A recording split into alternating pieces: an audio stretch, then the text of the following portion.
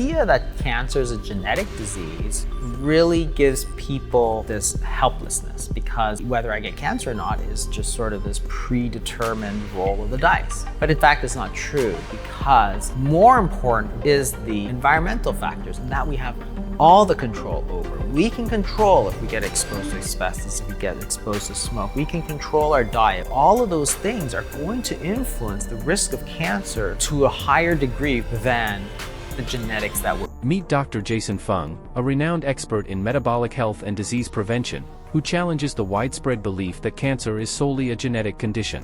While gene mutations do contribute, Dr. Fung highlights that metabolic and lifestyle factors play a crucial role in the development of cancer. As a leader in therapeutic fasting and natural health interventions, he has helped countless individuals reclaim control over their well-being through simple, science-backed strategies. In today's video, we'll explore Dr. Fung's insights into the 3 leading causes of cancer and how understanding them can aid in prevention. Additionally, we'll cover practical steps to lower cancer risk and promote long-term wellness. Before delving into these causes, it's important to understand why identifying these triggers is fundamental to cancer prevention. Cancer is a multifaceted disease that occurs when normal cells begin to proliferate uncontrollably, forming tumors that may invade nearby tissues and spread throughout the body.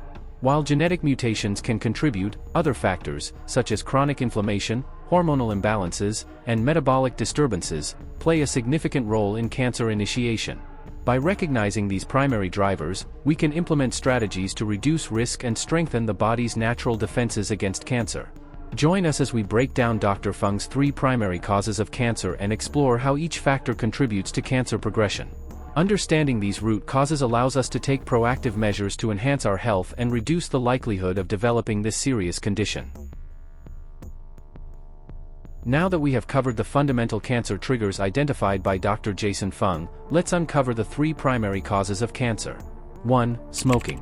A couple of studies have looked at the sort of percentage contribution of these carcinogens to cancer. And the biggest one, of course, is tobacco smoke. So that's sort of by far and away the biggest contributor to cancer at around 35%. And these estimates were from 2015. So it was higher before when more people are smoking, but as a contributor to a cancer, it's the biggest.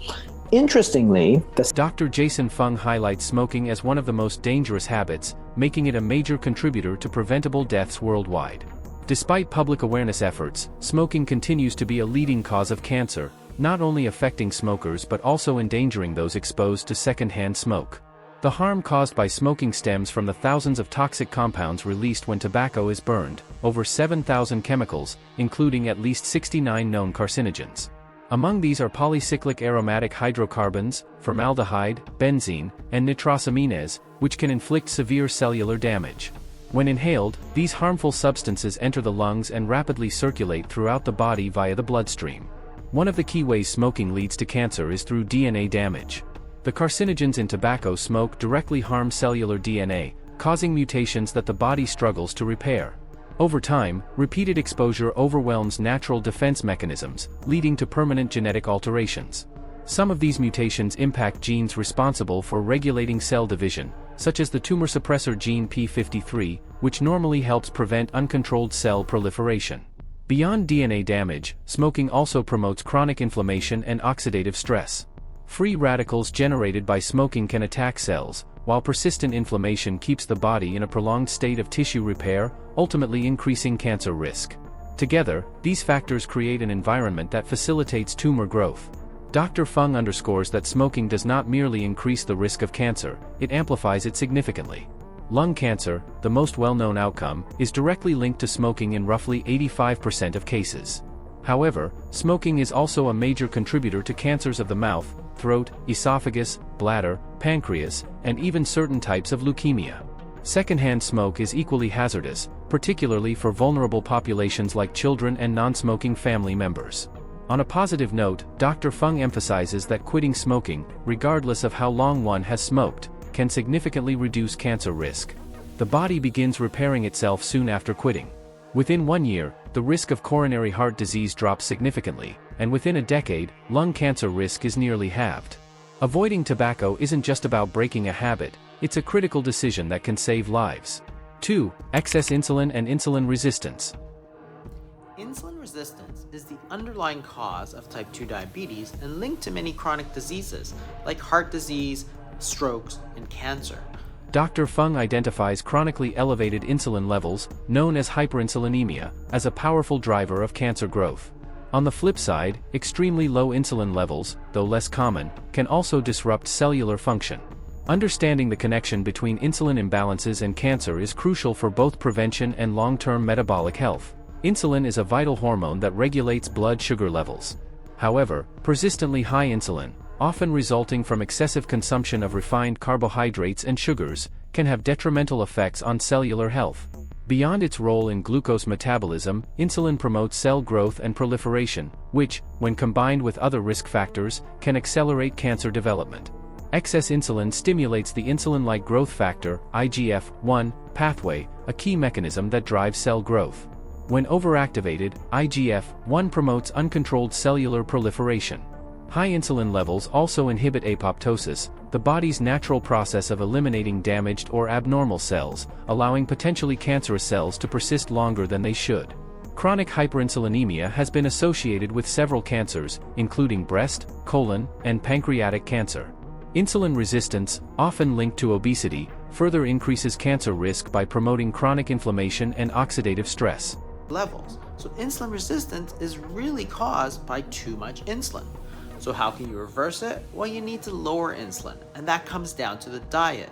Intermittent fasting can help, and so can reducing refined carbohydrate. Conversely, extremely low insulin levels, seen in severe malnutrition or poorly managed diabetes, can also contribute to metabolic dysfunction. While less directly tied to cancer, inadequate insulin disrupts glucose metabolism, potentially weakening the body's natural defenses.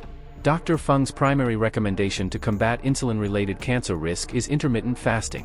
At risk of cancer, at risk of heart disease, at risk of strokes, at risk of blindness, at risk of kidney disease, nerve damage, infections, all these people you can fix just by changing their diet, either cutting down their carbohydrates or using intermittent fasting. And it's free, and anybody can do it. I'm not talking about a drug that costs thousands of dollars. I'm not talking about a surgery which is only available to the 1%. I'm talking about a treatment, which is intermittent fasting, which is available to everybody in the entire world. Intermittent fasting helps regulate insulin by reducing meal frequency, thereby minimizing insulin spikes. This allows the body to reset insulin sensitivity naturally. Unlike strict diets, fasting is adaptable and does not require calorie counting or specific food choices, making it an accessible strategy for metabolic health. By managing insulin through strategic fasting and dietary adjustments, individuals can achieve better metabolic balance, lower inflammation, and reduce cancer risk. Dr. Fung's approach underscores that insulin control isn't just for diabetics, it's a cornerstone of long-term health and cancer prevention. 3. Obesity. When they started to look at the studies, that was the first really definitive studies that said, hey, obesity is actually a huge risk factor, as well as type 2 diabetes. And both of those conditions will actually increase your risk of certain types of... Obesity has become a global epidemic, significantly raising the risk of chronic diseases, including cancer. Dr. Fung highlights how excess body fat creates an internal environment conducive to tumor growth. Obesity is associated with chronic low-grade inflammation, hormonal imbalances, and oxidative stress, all of which contribute to cancer risk. Fat cells release pro-inflammatory cytokines, creating an environment that damages cells and DNA. Additionally, excess adipose tissue produces estrogen, increasing the likelihood of hormone-sensitive cancers such as breast and endometrial cancer. To combat obesity, Dr. Fung advocates a low-carbohydrate, whole food diet to address both weight management and underlying metabolic dysfunction.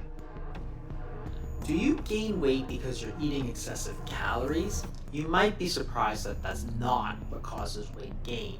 In fact, it's a hormonal issue, and doctors have been treating obesity with diets low in refined starch. By prioritizing nutrient-dense foods and eliminating processed sugars, individuals can significantly reduce their risk of obesity-related cancers. Even with a healthy diet, other hidden factors, such as exposure to radiation and environmental toxins, can still fuel cancer growth.